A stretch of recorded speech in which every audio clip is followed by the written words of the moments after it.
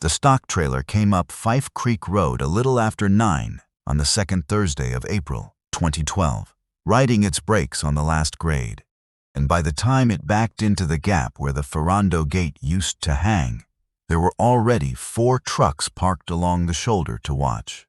Word travels in Larkin County the way water travels, downhill and fast.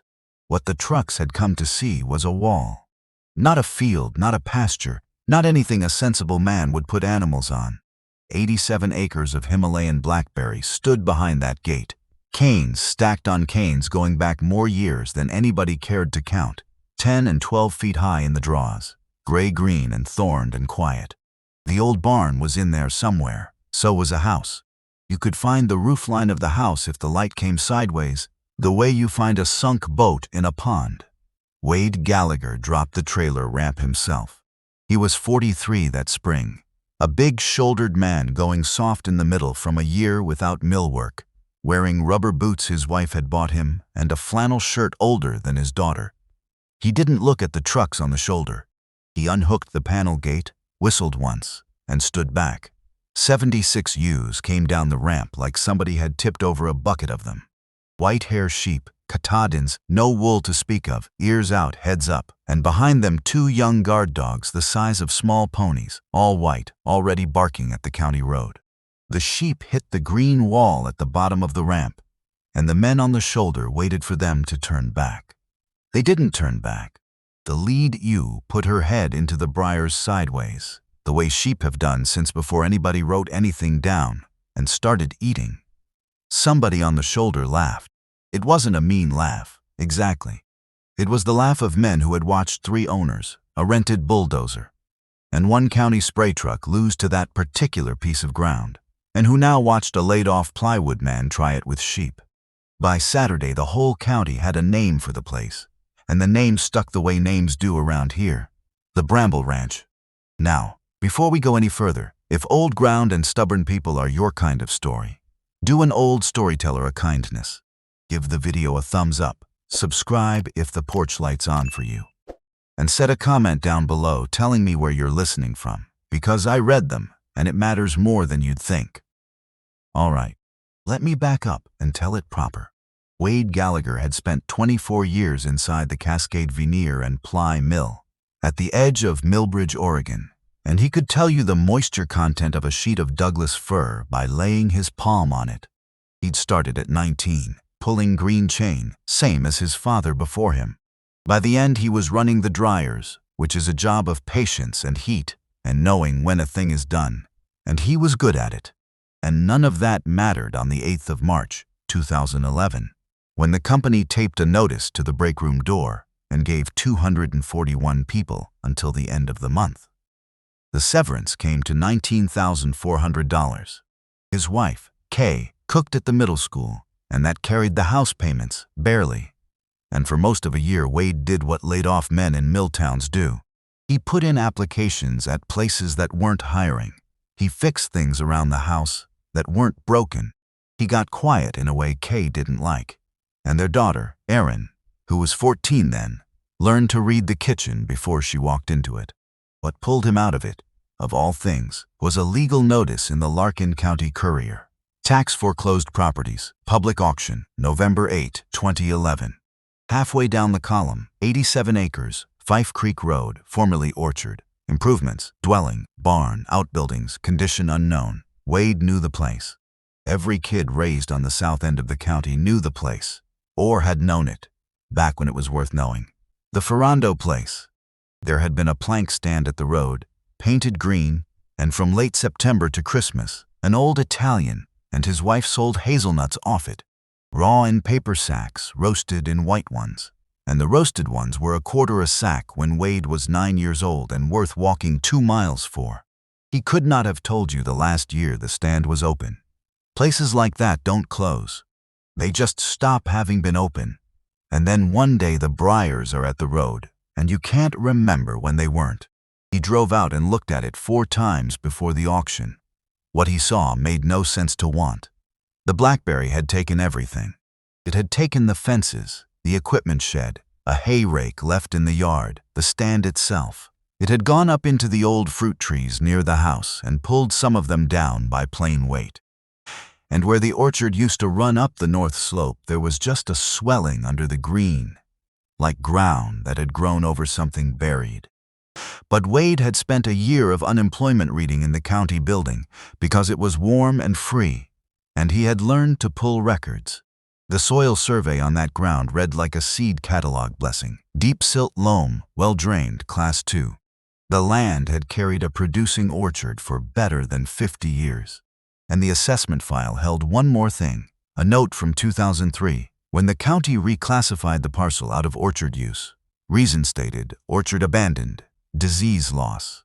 Everyone else at the auction had read the same word he had, disease. It sat on that parcel like a quarantine flag. The bidding on the Ferrando place lasted under 4 minutes, and Wade Gallagher took 87 acres for $61,500, which was the severance, the savings, and a loan against a paid-off pickup. And when he came out onto the courthouse steps with the paper in his hand, his own hands were shaking and he was smiling like a man who has just done either the best or the worst thing of his life and has no way yet of knowing which. Kay looked at the deed on the kitchen table that night for a long time. "You don't know anything about sheep," she said. "Didn't know anything about dryers once, either," Wade said. She looked at him a while longer. 20 years of marriage teaches you to read what a man needs against what he says. Then learn fast, she said, and that was the whole of the argument. And he loved her for the rest of his life a little harder on account of it. Here's the thing folks around here already knew though, the thing that made the laughing easy. Himalayan blackberry is not a weed the way a dandelion is a weed. It came into the Northwest as a nursery plant in the 1880s because it made a berry the size of your thumb, and it liked the country so well it never left. A single cane tips over, touches ground and roots at the tip. The root crowns go down like fists and hold sugar enough to burn the whole top off and grow it back by August. Mow it, it comes back. Spray it, and the outside dies while the crowns wait. Bulldoze it, and you've chopped the roots into cuttings and planted a thicker stand and torn your topsoil up for the privilege. 3 owners before the county took the place had tried some or all of that.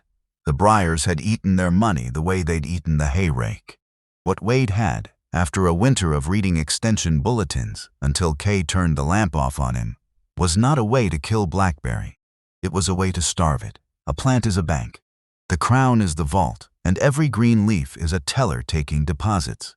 Strip the leaves, and the crown spends its savings growing new ones. Strip those, it spends again.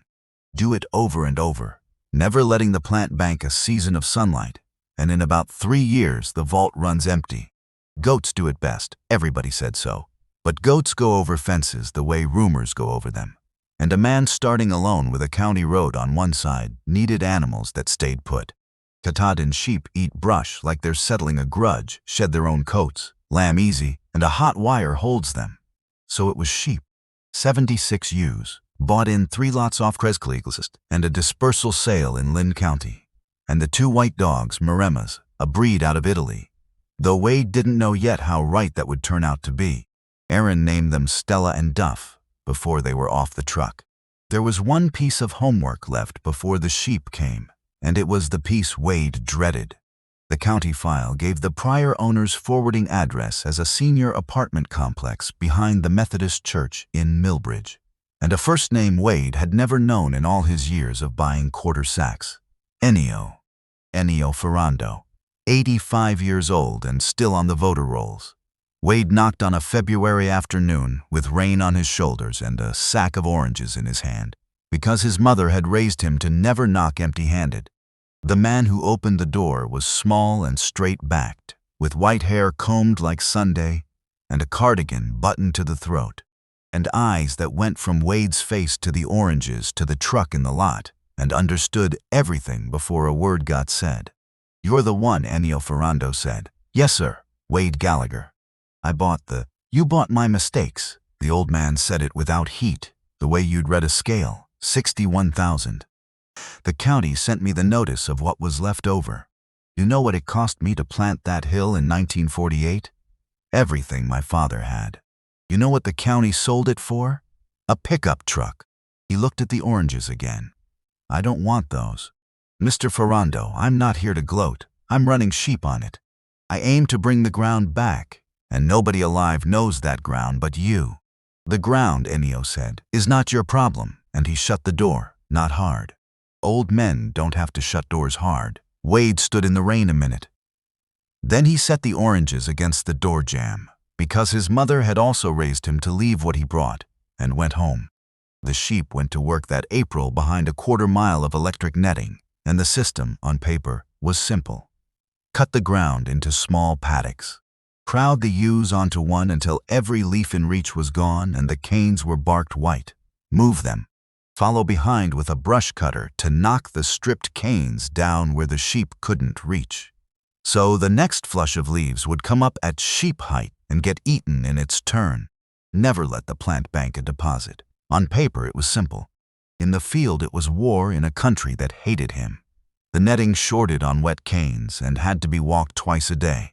The thorns went through leather gloves like they had appointments to keep. Wade found the barn in June by cutting toward the smell of old hay, and found the house in July, windows unbroken under the green, a coffee cup still in the sink, and stood in the kitchen with his hat off, feeling like a man in somebody's grave. He worked from first light until Kay's headlights swung into the gap at dark, and he lost 11 pounds by the 4th of July. And the hillside behind the sheep looked, from the road, exactly the same as the hillside in front of them. That was the year he learned the difference between the way progress looks and the way it happens. Behind the netting, down under the stripped canes, there was bare dirt, seeing sun for the first time since the mill had 2 shifts. Nobody driving Fife Creek Road at 40 miles an hour could see it. Hoyt Sizemore saw it, because Hoyt made a point of stopping. Hoyt farmed 600 acres of grass seed and winter wheat on the good flat ground across the creek. 3rd generation, a wide, deliberate man of 61, with a voice that carried like a slammed tailgate. He was not cruel. He was something harder to argue with, which is a man who has been right about his neighbor's failures 3 times running. Sheep, Hoyt said, first time he stopped, making the word do a lot of work. Sheep, Wade agreed. I watched Delco try dozers on that. Delco was the owner before last. You know what he told me after? Said the berries ate the dozer's money and asked for his watch. Hoyt looked down the fence line, where 76 ewes stood inside a wall of thorn, like a congregation inside a burned church.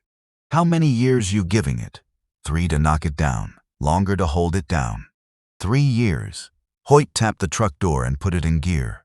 You know what we're calling it in at the co-op, don't you? The Bramble Ranch. He said it not unkindly, which somehow made it worse, and pulled out. And Wade stood there and made himself a promise about that name and told nobody what it was. The failures came on schedule, the way failures do for a man learning a trade alone. The first winter, a cedar limb took down 40 feet of netting in a windstorm, and the whole flock walked across the frozen creek and grazed Hoyt Sizemore's winter wheat, until Duff's barking woke half the road. Wade knocked on Hoyt's door at 6 in the morning to confess it himself. Hoyt looked at him a long moment on the porch. Wheat's rooted, he said finally. Sheep grazing it before jointing does it no harm. You'd know that if you were a farmer. It was absolution and insult in one sentence, and Wade took both. The second summer was worse. The books had warned him about barber poleworm, the parasite that hides in wet pasture and drains a sheep's blood from the inside. And Wade thought reading about a thing was the same as being ready for it. A warm June, a crowded paddock too long on ground the flock had already crossed, and by the middle of July 2013 he had 6 dead ewes and a vet bill he paid with Kay's tips jar money. He sat on the tailgate that evening, gutted, and did the arithmetic of quitting. And it came out even, which is the most dangerous number it can come out. What tipped it was small, the way the tipping things always are. In August, a Buick the color of weak coffee parked on the shoulder for 20 minutes. Wade was resetting netting 100 yards up the slope and didn't walk down, but he saw the straight-backed shape at the wheel and the window down. And he saw that the car did not leave until it had been looked at, all of it, the sheep and the knocked-down canes and the bare dirt behind them, slow, the way a man reads a letter twice. 2 days later, there was an envelope in Wade's mailbox with no stamp. Inside was a page of graph paper, and on it, drawn in pencil with a draftsman's hand, was the farm. Not the farm as it stood, the farm as it had been, the well in both spring boxes, the buried irrigation main and every valve on it, with distances marked from the barn corner in feet, the drying shed, the lanes, and up the north slope, a rectangle crosshatched tight, no label on it at all, and beneath the drawing one line in small careful capitals. Cut on the north slope. Do not spray. Do not doze. No signature. Some letters don't need one. Wade paid the water map its dues all that fall and winter, found every valve where the pencil said a valve would be, got the spring boxes cleaned and the troughs off the hauling tank at last. The grazing itself turned a corner about then too, the way the bulletins had promised it would if he outlasted the plant's savings account. The third flush of leaves came up pale. The canes came up thin as pencils. Ground the flock had worked 5 times greened up in grass. Wade never planted. Seed that had waited in the dirt through every year the briars owned the light. Word of that got around, because bare ground where Blackberry stood is the one miracle every landowner in the Willamette foothills has prayed for. And by the fall of 2013, Wade was hauling 40 ewes at a time to eat brush off other men's creek lines at $1.50 a head a day, which didn't make him rich, but made the feed bill, and made something else too, which was the first money the Bramble Ranch ever earned by being exactly what they laughed at it for. And still he had not touched the north slope. It was the worst ground on the place, the tallest briar, the old buried orchard, and he was saving it the way you save the hardest room in a dead relative's house. But a map is a voice, and the voice had said cut. So on a cold, clear morning in the first week of February 2015, Wade carried the brush blade up the hill, with Stella breaking trail ahead of him through the frost, and started opening a line into a wall of thorn 2 men high. He worked an hour and stood up to blow, and that was when he saw it. Above the gray tangle, 10 yards on, hanging in the winter air where no leaf and no live thing had any business being, were catkins, soft yellow tassels, dozens of them, swaying a little, dusting gold on the wind off the creek. Wade Gallagher had grown up in this county, and there is only one tree here that blooms in February. He cut the rest of that day toward the gold, and most of the next, and what came out of the briars, one gray trunk at a time, was a planting. 2 rows, laid straight enough to sight a rifle down, 7 trees in the upper row and 6 in the lower. 13 hazelnut trees, trunks thick as stovepipe and furred with moss on the north side, limbs broken where the cane weight had ridden them for years, half their wood dead and gray.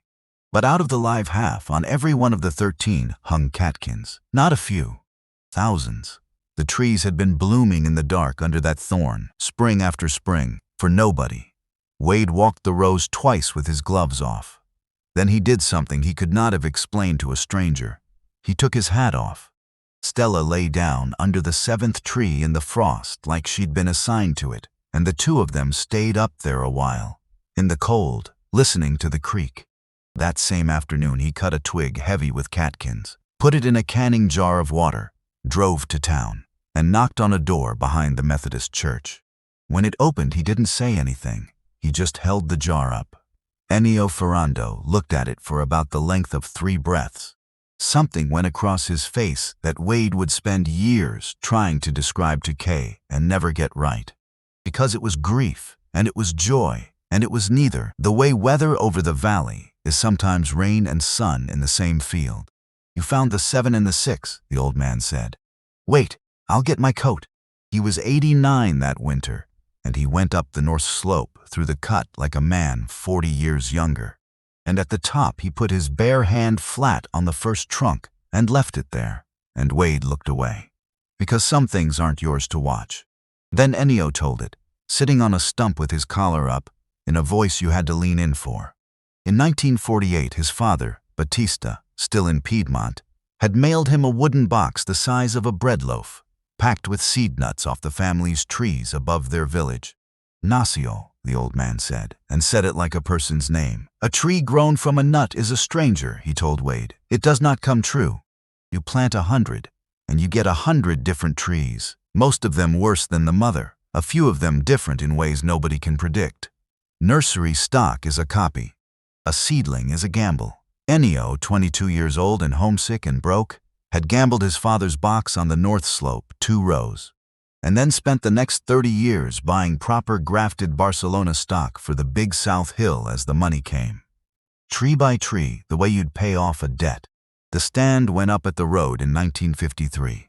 Lucia painted it green because green paint was what the hardware store had too much of. And then, Ennio said, and stopped and started again. And then the sickness. Now, here's a piece of knowledge worth carrying out of this story, because it is real, and it is the hinge everything else turns on. Eastern filbert blight is a fungus, and in the wild hazel country back east, it is an old quarrel the native trees learned to live with. Out here, it was a stranger.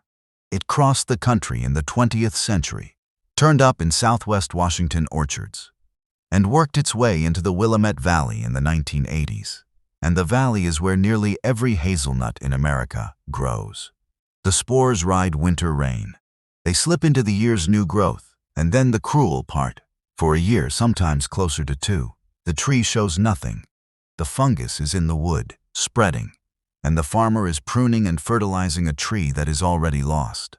Then the cankers surface, rough black rows of stubble breaking through the bark, and they girdle the limb, and the limb dies from the canker out. And there is no cure, only saws and burn piles and years of watching. The old standard varieties, the Barcelonas that built the industry, had no defense at all. Ennio found his first canker in the summer of 1998, high in a South Hill tree, and knew what it was before the extension man confirmed it, because he had been reading about it the way you read about a fire 2 counties over. He fought it 14 years. He pruned. He burned, he sprayed on the county schedule, and the blight took the South Hill from him block by block anyway, and Lucius died in 2004 in the middle of the war. And he cut the last Barcelona himself in 2008 and stood in the smoke of it, and after that he stopped opening the mail from the county. The taxes went, the farm went. You know that part. But the 7 and the 6, Wade said. They never got it, never. The old man's jaw worked. 14 years of spores in the rain, the South Hill dying 200 meters away, wind between them every day, and my father's strangers never showed one canker. I knew what that might mean, and I did not tell one living soul. Why not? Ennio looked down the slope at the sheep a long time. Who believes a bankrupt old man about a miracle on the land the county is taking from him? He said, and I could not stand to look at them.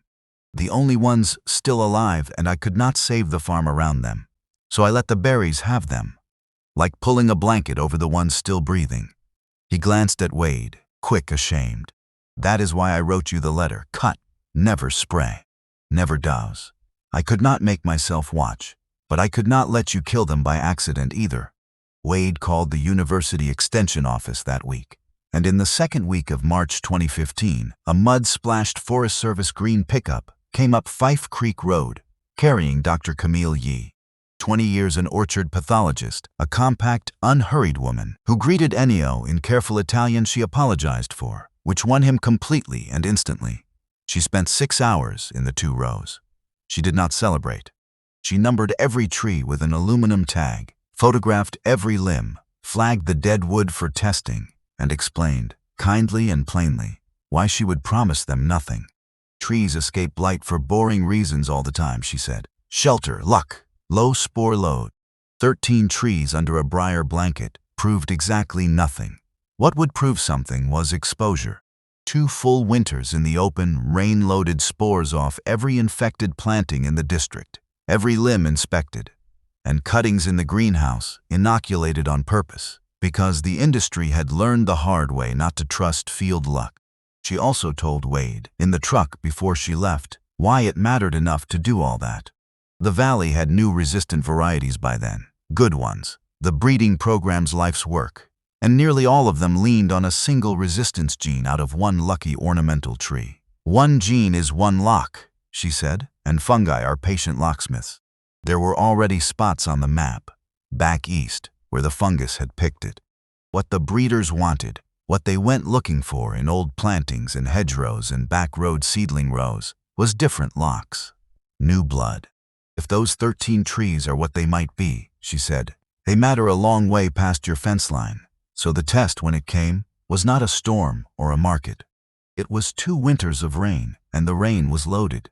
2015 into 2016 was wet even by valley reckoning, and the blight pressure in the district was the worst anyone had seen, because a decade of new plantings had gone in fast during the price boom, and too many had gone in with the old susceptible stock to save money. That spring you could drive the valley roads and read the disease in the orchards like print. Flagged dead limbs, whole young blocks with the tops going thin, saw crews working in April. A 22-acre replant 2 roads over lost a third of its trees in one season. The spores off all that death rode every south wind across Wade's ground, and the 13 stood in the open. Now the briars grazed and cut back to stubble around them. Pruned, fed, nothing between them and the rain. Ennio came out in the Buick twice a week all that first winter. He said he was checking Wade's pruning. He was standing guard. In September of 2016, Dr. Yi came back with 2 graduate students, and the 3 of them put hands and lenses on every foot of live wood on all 13 trees, and it took 2 days. And at the end of it, she walked down the slope to where Wade and Ennio were pretending to fix a feeder. And she had the first unguarded expression Wade had ever seen on her. 0, she said. 2 exposure seasons, district pressure like this, and 0 cankers, and the greenhouse inoculations agree. She looked at Ennio. Mr. Ferrando, we'd like to study your father's trees. Formally. If it holds up through the program, this could be a new source of resistance. It would carry a name in the literature. We'd propose Ferrando. The old man stood very still. Then he said, Battista Ferrando, and turned and looked up the hill at the 7 and the 6. And that was all he said, and it was plenty. The first cyan harvest came that January 2017 on a freezing bright morning. Wade and Ennio and Yi's crew cutting pencil-thick 1-year wood, bundling it in damp burlap. 1,850 sticks off 13 trees, counted twice, half to the university program, half under a licensed budwood agreement, with Dooley's nursery in the valley at 2 1/4 a stick, which came to money that mattered on the Bramble Ranch, though not the kind of money the newspapers would later imagine. The real inheritance went the other way. Ennio set up a grafting bench in the old drying shed, and through February he taught Wade and Aaron the whip and tongue graft, the long sloping cut, the little tongue of wood that locks cyan to root like 2 hands clasped, the wax, the wrap, the patience. Aaron, 16 that winter, turned out to have the hands for it, better than her father's. And the old man told her so in front of him, twice, and enjoyed it both times. The county paper ran the story that spring under a headline Wade kept folded in the shop drawer for the rest of his life. And word did what word does. And on a Saturday in April, Hoyt Sizamore's truck pulled into the gap, and Hoyt got out and stood looking up the north slope at 13 tagged trees, and 340 fresh grafted ones lined out in their tubes on the cleared ground below them, sheep grazing the lane middles, and he took some time getting his words in order. 3 owners, Hoyt said. I was right about every one of them. I have been right about that ground since Carter was president. He looked at Wade. First time in my life I ever drove somewhere to be wrong in person. He put out his hand. What do you charge to run those ewes down my creek line? And don't neighbor me on the price. The Bramble Ranch does commercial work. It charges commercial rates. It was the first time anyone had said the name to Wade's face straight, no bend in it, like the name of a business. Wade shook his hand and quoted him full price, and Hoyt paid it, and told 2 other men at the co-op board to do the same, and they did. You understand it wasn't me, Wade told him at the tailgate, because it needed saying in front of witnesses. They're Ennio's trees, his father's trees. All I did was cut the light back to them. There was a quieter ripple too, the one Dr. Yi cared most about. After the paper ran the story, her office phone started ringing with old voices from all over the valley. People who suddenly remembered a row of seedling hazels their grandfather had put in along a fence arow, or behind a milk house, trees nobody had looked at twice in 50 years. Her crew spent that whole summer walking hedgerows with aluminum tags in their pockets. Most of the calls came to nothing, the way most gambles do. But the looking itself had started again, and the looking is the part a valley forgets first. That, as much as the sticks in the burlap, is what the 7 and the 6 bought back. The stand went back up at the road that summer. New planks, and Kay found the color at the hardware store, and it was green, and Wade painted the sign himself in letters you could read at 40 miles an hour. Bramble Ranch Hazelnuts, which was the promise he'd made himself on that fence line 5 years before and told nobody. Not that he'd beat the name, that he'd keep it. The 13, open to the sun and fed for the first time in a generation, bore that fall like they had catching up to do. It wasn't a commercial crop. It was better than that. On the first Saturday of October, 2017, the smell of roasting hazelnuts went out over Fife Creek Road for the first time in a long time. Raw nuts in paper sacks and roasted in white ones. And Ennio Ferrando, 91 years old, sat on a stool behind the plank counter where his wife's green paint used to be, making change. A boy came down the shoulder on a bicycle, laid it in the grass, and put a quarter on the plank, because his grandfather had told him that was the price. And Ennio slid the white sack across and closed the boy's hand around it and told him what he told every kid that fall, and kept telling them as long as he was able, which turned out, I'm glad to say, to be a good while yet. Tell your friends, he said. The Bramble Ranch roasts on Saturdays. I've been telling stories like this one most of my life, and I notice the same thing keeps hiding in them. We talk about land like it's a thing you take back, the way you'd take back a hill in a war. But the ground on Fife Creek Road wasn't conquered by anybody. It was starved patient by sheep, mapped in pencil by a man who couldn't bear to look at it, and saved, in the end, by 13 strangers an old country father mailed across an ocean in a bread box, 60-some years before anyone knew what they were worth. Most inheritances work like that. They sit in the dark, blooming for nobody, waiting for someone stubborn enough to cut the light back to them. The slow way home is still a way home. This is a work of true-to-life fiction, inspired by the kind of stories rural America remembers. All characters, names, places, and businesses are creative inventions, and any resemblance to real people or events is coincidental.